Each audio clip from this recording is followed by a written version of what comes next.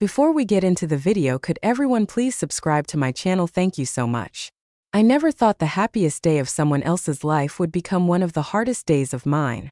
It happened at my sister-in-law's wedding, right in front of hundreds of guests, glittering lights, and a live band playing soft love songs. A day that was supposed to be about two families coming together turned into a brutal public collapse, all because of one small voice that dared to speak the truth. I'm Serena, I'm 35 years old, a single mom, and for most of my life, I've been treated like I'm some sort of cautionary tale by my husband's family. My daughter Maya, my beautiful 10-year-old, is the light of my life. She's smart, fierce, and more intuitive than most adults I know. But to my in-laws, she's just another symbol of everything they think I did wrong. There's my mother-in-law, Ella. She's the type of woman who thinks a woman's worth is measured by her marriage, the money she married into, and how many people are jealous of her Facebook posts. To Ella, my divorce made me damaged goods, and Maya is a walking reminder that her son didn't live up to her perfect image. Then there's Candace, my sister-in-law, younger, prettier, and endlessly spoiled. She grew up under Ella's wing, learning to judge people like it was a family sport. To Candace, I'm the mistake they had to tolerate at holidays barely. And today was Candace's big day. She was marrying Logan, the charming, successful, too-good-to-be-true fiancé that Ella bragged about to anyone who would listen. The kind of man they thought would elevate their family's reputation even further. They couldn't wait to show him off like a prize at the county fair. Maya and I arrived at the wedding early, as instructed. I wore my nicest dress, nothing flashy, just enough to blend in. Maya wore a pale yellow dress with little white flowers stitched along the hem. She twirled nervously in the mirror before we left, excited but nervous because even at 10 years old, she could feel how we weren't exactly welcomed. The ballroom was something out of a magazine. High ceilings dripping in crystal chandeliers, tables dressed in white silk, an archway of fresh roses framing the altar where Candace would soon say her vows. Guests milled around in expensive dresses and polished shoes, clinking glasses and snapping selfies. I barely had time to take it all in before Ella cornered me near the entrance. Her perfume hit me first, something sharp and floral that made my nose twitch, and then her words. She smiled, that tight, fake smile she saved just for me, and leaned in so only I could hear. "Don't bring Maya to the stage during the ceremony," she said sweetly. "She'll just ruin it, just like you ruined your own life." Before I could even find my voice, Candace slid up beside her, laughing in that high, cruel way that always made me feel like a child again. "Yeah," she chimed in. "One disaster per wedding is enough, right, Mom?" They both laughed like it was the funniest thing they'd heard all day. I felt like someone had punched me straight in the gut. My ears rang, my face burned. Maya, who was standing just behind me, clutching my hand, squeezed tighter. I knew she heard every word. I wanted to scream, I wanted to cry, I wanted to grab Maya and run out of that ballroom and never look back. But I didn't. Somehow I managed to smile, nod politely, and walk past them like their words didn't stick to my skin like tar. We found seats in the back row, far from the front where the important guests sat. I wrapped my arm around Maya and kissed the top of her head. She looked up at me with her big brown eyes, full of questions she didn't ask. I whispered, "We're here for Candace, we'll stay strong." But deep inside, a storm was brewing. I had swallowed so many insults over the years, endured so many side eyes, snide remarks, and whispered judgments, all because I refused to stay in a marriage that was tearing me apart, all because I dared to raise my daughter without their approval. I thought I was there just to survive another family event, sit quietly, eat the overpriced chicken dinner, smile for a few photos, and leave. I had no idea that today would be the day Maya, my sweet Maya, would find her voice. And when she did, she wouldn't just protect me. She would tear down the perfect facade they had spent years building. One truth, one brave moment, everything was about to change. After Eleanor's comment and Candace's mocking laughter, I sat back in my chair, trying to pull myself together. The ceremony hadn't even started, and already I felt the old familiar weight settling on my chest, that mix of shame, anger, and helplessness they always seemed to summon without even trying. Maya sat beside me, small but sturdy, her little hand curled protectively into mine. I glanced down at her and caught her looking around the room, her expression serious. I could tell she was taking it all in. The glittering decorations, the sea of expensive dresses, the carefully crafted image of a perfect family. She might have only been 10 years old, but Maya was no fool. She had already learned to spot the difference between real kindness and fake smiles. I adjusted the bow on the back of her dress, smoothing down her hair.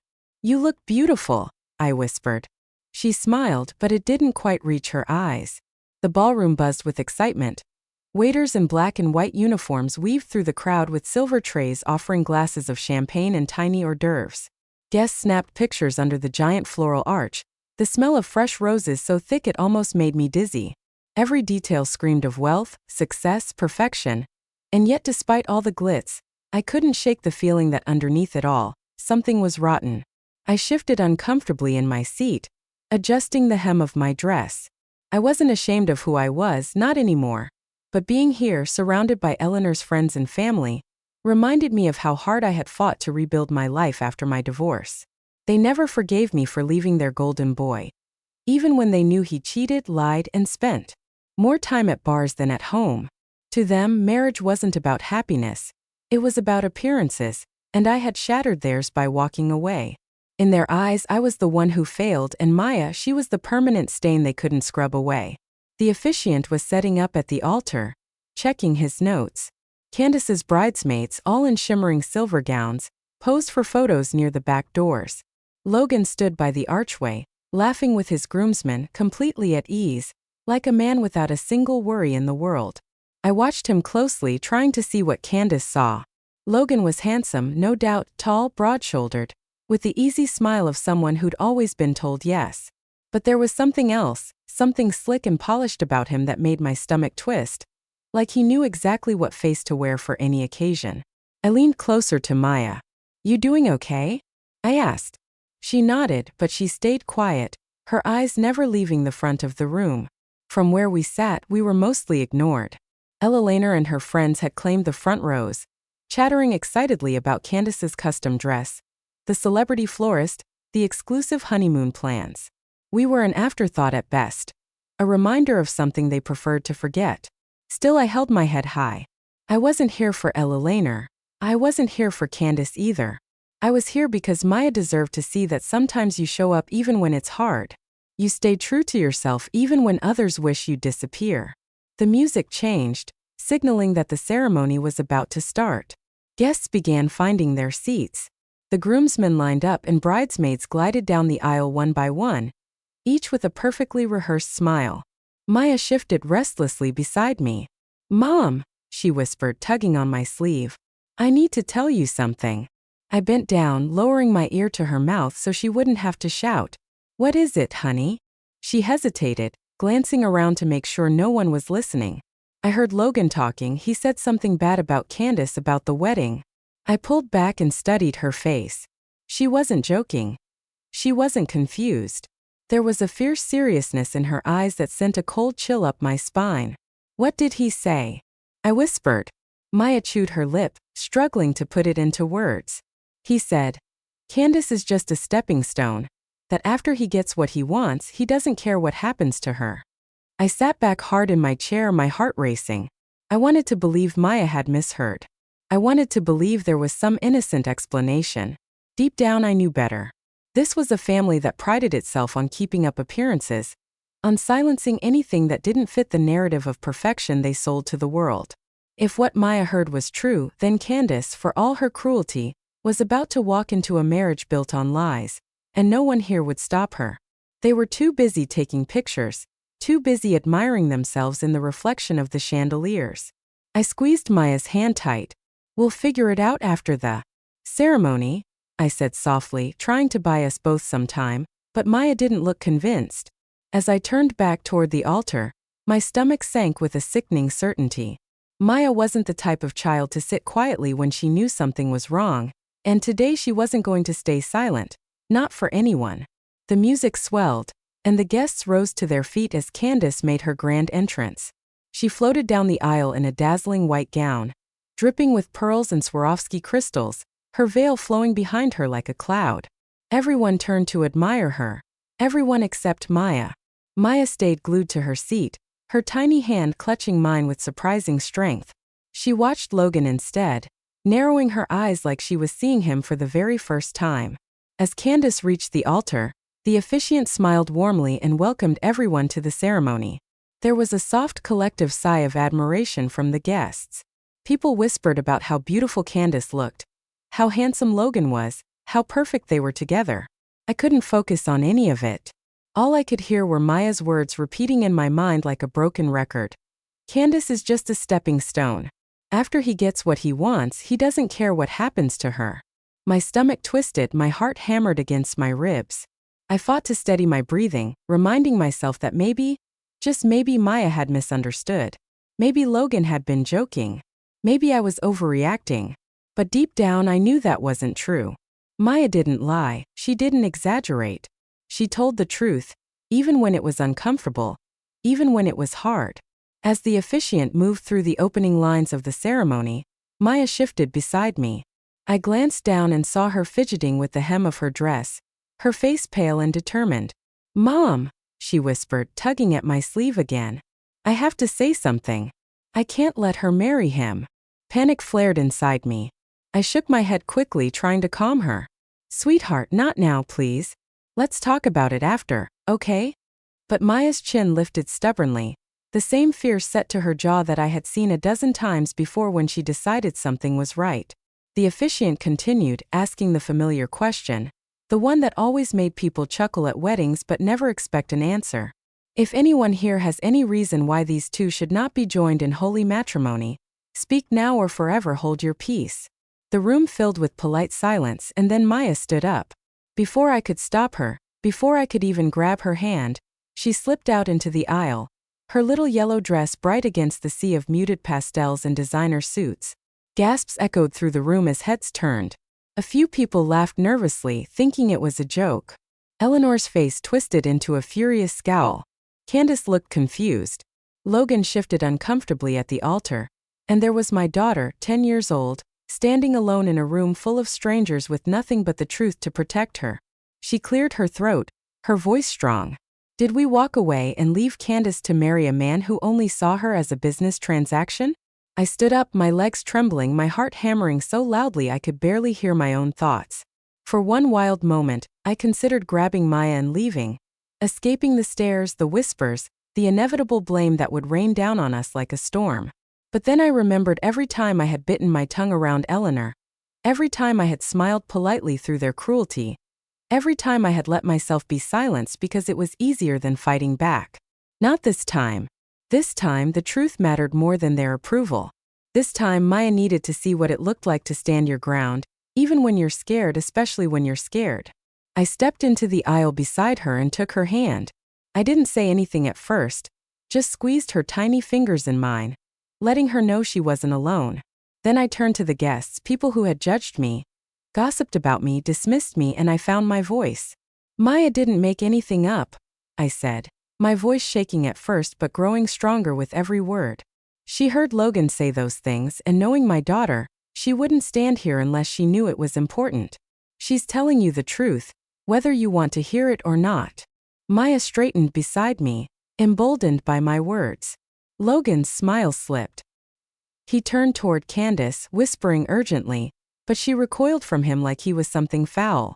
The guests began whispering among themselves, some shooting Logan disgusted looks, others pulling out their phones, no doubt already texting updates to friends who hadn't come. Candace's father, silent most of the day, rose slowly from his seat. His face was stone, unreadable, but his movements were deliberate.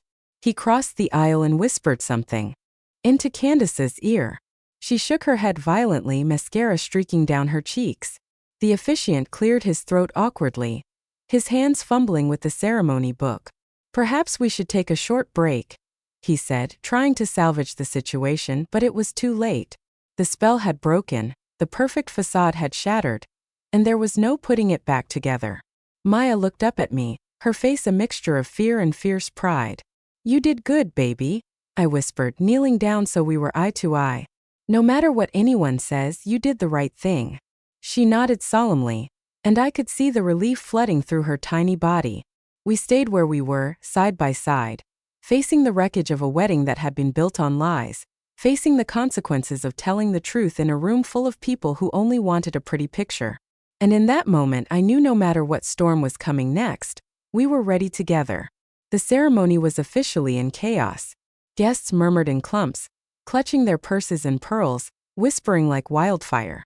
Some stared openly at Logan, their eyes sharp with judgment. Others shifted uncomfortably as if just being near him might taint their designer clothes. Logan, for his part, wasn't laughing anymore. His face was red, his jaw tight. He tried to maintain that calm, charming exterior, but it was slipping fast like a mask melting off under hot stage lights.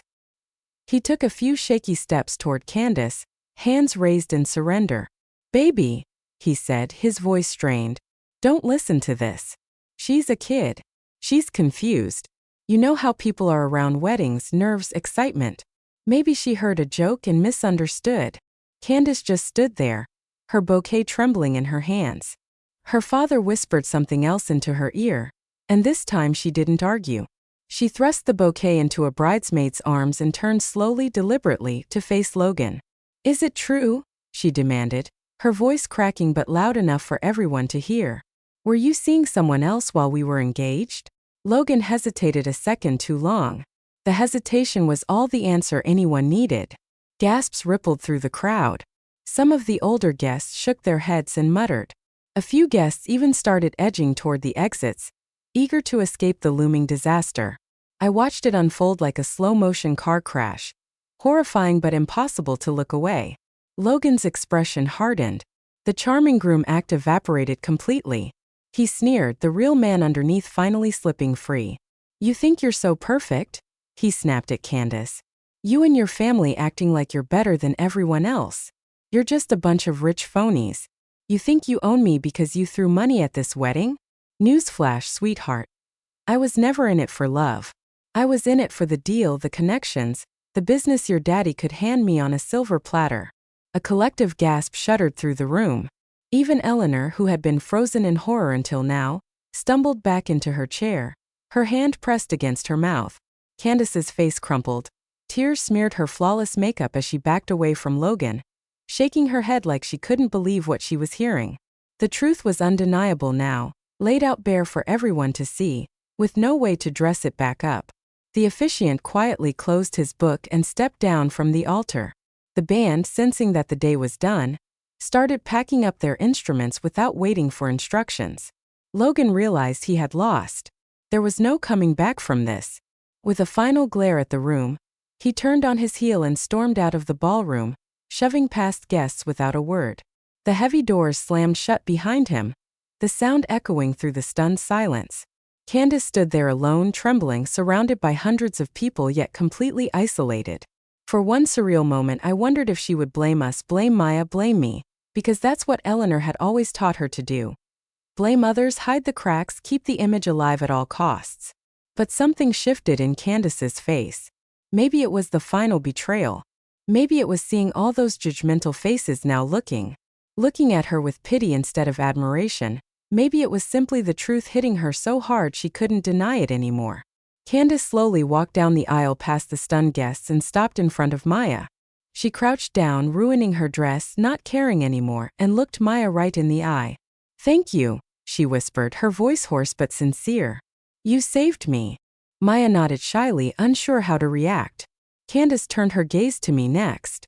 There was a long pause, years of bitterness and misunderstanding passing between us in that one silent moment. Then, for the first time since I had joined their family, she offered me something genuine. Not an apology exactly, but something close, something real. She rose to her feet, squared her shoulders, and faced the room. "The wedding is off," she announced clearly. "Thank you for coming, but there's not going to be a reception. Please leave." It wasn't elegant, it wasn't graceful, but it was honest, and in this family that was more valuable than gold. Guests began to scatter, some grumbling, others whispering furiously into their phones. Eleanor tried to rally, sputtering about salvaging the dinner or making a statement to the press, but Candace wasn't listening. She walked away from the altar with her head high, not looking back. Maya slipped her hand into mine, her small fingers warm and steady. I bent down and kissed her forehead. "I'm so proud of you," I whispered. Because the truth is, even when telling the truth feels like setting a fire to your world, sometimes it's the only way to clear the smoke and finally see who you are underneath. And today we stood in the ashes stronger than ever. The ballroom emptied faster than I ever thought possible. Chairs scraped against the floor. High heels clicked in a mad rush for the exits. The grand, glittering celebration that Eleanor had spent months planning unraveled in less than 20 minutes. I stood there with Maya, feeling the last traces of the chaos wash over us like a wave. Candace disappeared into a small side room with her parents and a few close friends. Part of me wondered what would happen next, how she would pick up the pieces, what story they would spin to protect their pride. But deep down I knew it didn't matter. The truth was out, and sometimes that's the only closure you ever really get. I knelt down in front of Maya, brushing a stray curl behind her ear. "You did something really brave today," I said softly. "I hope you know that."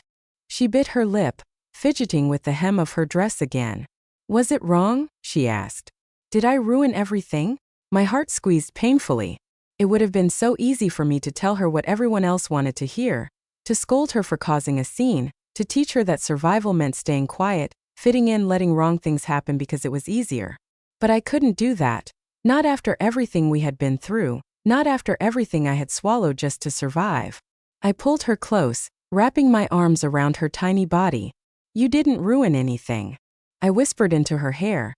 "You saved someone who didn't even know she needed saving. You told the truth when no one else would. That's not ruining something. That's being brave." She clung to me tightly, and for a moment, it didn't matter that the world around us was crumbling. We were stronger than it. When we finally pulled away, I caught a glimpse of Eleanor sitting slumped in a chair near the altar. She looked smaller somehow, not the towering judgmental force she had always been, but just a woman staring at the wreckage of her own making. She met my gaze across the room. There was no apology in her eyes, no understanding, just blame. Still, somehow, she found a way to make this about me. I almost laughed because for the first time in my life it didn't matter. Eleanor's opinion didn't have the power to crush me anymore.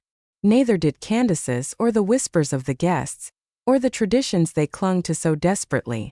Maya and I walked out of that ballroom side by side. No shame, no fear. Just the steady, quiet confidence that comes from knowing you stood up for what mattered. The air outside was cool and crisp, a welcome shock after the heavy perfume and tension inside. We stood at the top of the stone steps, looking out over the city skyline. Cars pulled away from the venue below, taillights glowing like fireflies in the dusk. I took a deep breath, feeling lighter than I had in years. "Mom," Maya asked, her voice tentative, "are you mad that we didn't stay for the cake?" I laughed, really laughed for the first time that day. "Honey," I said, smiling down at her, "I think we got something a lot sweeter than cake today." She grinned up at me and we started walking down the steps together, hand in hand. As we moved through the parking lot, I noticed a few guests still lingering near their cars, stealing glances at us. For once I didn't care. Let them stare, let them wonder. They weren't my people, they never had been.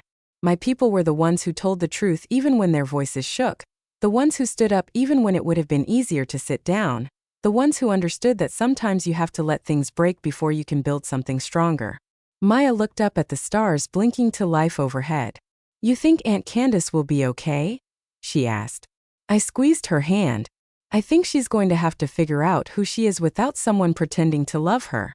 And sometimes, I added, that's the best thing that can happen, even if it doesn't feel like it at first. We found our old car in the back row of the lot, sandwiched between two luxury SUVs, and climbed inside. As I started the engine and pulled onto the road, I felt a quiet sense of peace settle over me. Not everything had been fixed. Not everything had been healed. But the important thing, the thing that really mattered, had been protected. My daughter knew she could trust her voice. She knew that being brave might not make you popular, but it would make you powerful. And maybe, just maybe, she taught me that. That night, as we drove away from the wreckage of a wedding that never should have happened, I realized something. I hadn't ruined my life. I had saved it, and so had she. Sometimes the hardest thing we can do is stand up and speak the truth when everyone else wants to stay silent. Sometimes it's not the loudest people who change the world. It's the ones who refuse to stay quiet, even when their voice shakes. Maya reminded me of that, and maybe she reminded a few others too. Thanks for listening to our story. If it touched you, if you felt even a little spark of courage or strength from it, I would love for you to like this video, Share it with someone who might need to hear it, and leave a comment below. Tell me, have you ever had to stand up when it would have been easier to stay silent? And if you want to hear more real stories about love, courage, and finding your voice, make sure to subscribe to the channel and turn on your notifications so you never miss the next one. Until next time, remember your voice matters, and sometimes speaking up is the most powerful thing you'll ever do.